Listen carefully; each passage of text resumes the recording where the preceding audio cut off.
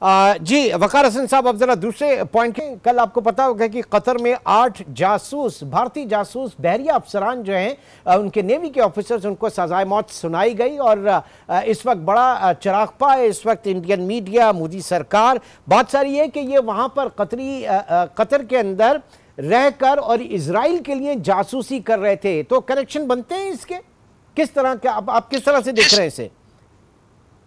जिसका I think 100% है। RSS की आइडियोलॉजी भी देखें, it is very much closer to Nazi ideology.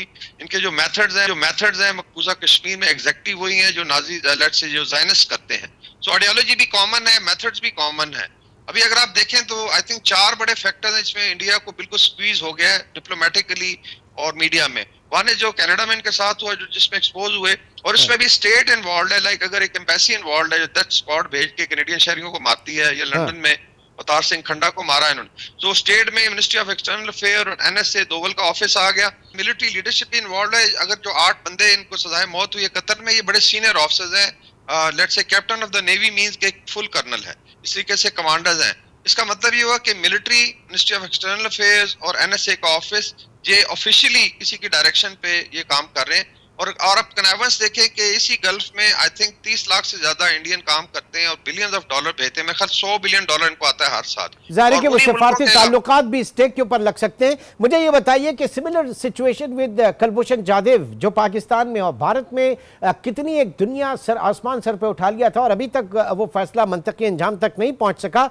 यहाँ पर आप कितना, दोनों को अगर देखें तो क्या कंपैरिजन करते हैं?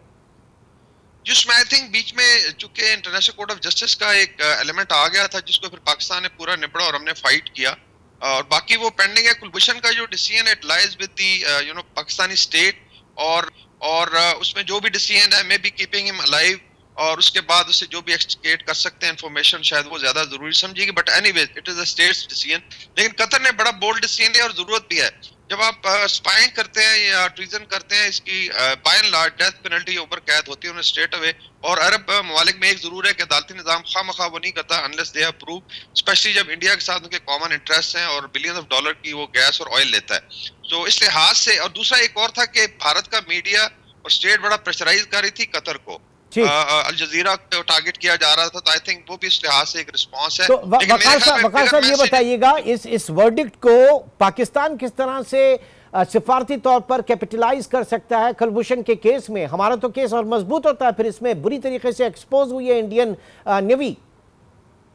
जी एग्जैक्टली, इसको बिल्कुल इस तरह टैली करके कैन बी हाईलाइटेड कि दिस इज व्हाट बेसिकली। देखें इसमें भी नेवल ऑफिसर है जो Kulbhushan Yadav is a commander of the navy, raw के लिए काम करता था। इसका लो स्टेट स्पॉन्सर टेररिज्म हो, स्टेट स्पॉन्सर एस्पियनाज हो, दोस्त मुल्कों के साथ आप इस तरीके से करें छुरा घोंपे। तो दूसरा अरब वर्ल्ड को एक बड़ा मैसेज है कि जी आप बाकी भी अपनी एम्बेसियां जो इंडिया की हैं जो काम करते हैं उनको गौर से देखें, इनकी आई थिंक स्क्रूटनी करें कि कितने एजेंट्स बैठे हुए हैं जो इनके इंटरेस्ट के अगेंस्ट काम कर रहे हैं, उनके दुश्मनों को हेल्प कर रहे हैं। यानी हम ये कह सकते हैं कि बगल में छुरी मुंह पे राम राम। भारतीय हुकूमत जो इस वक्त अपने दोस्तों के साथ कर रही है वही रवैया अपने दुश्मनों के साथ भी उसने इख्तियार किया हुआ है।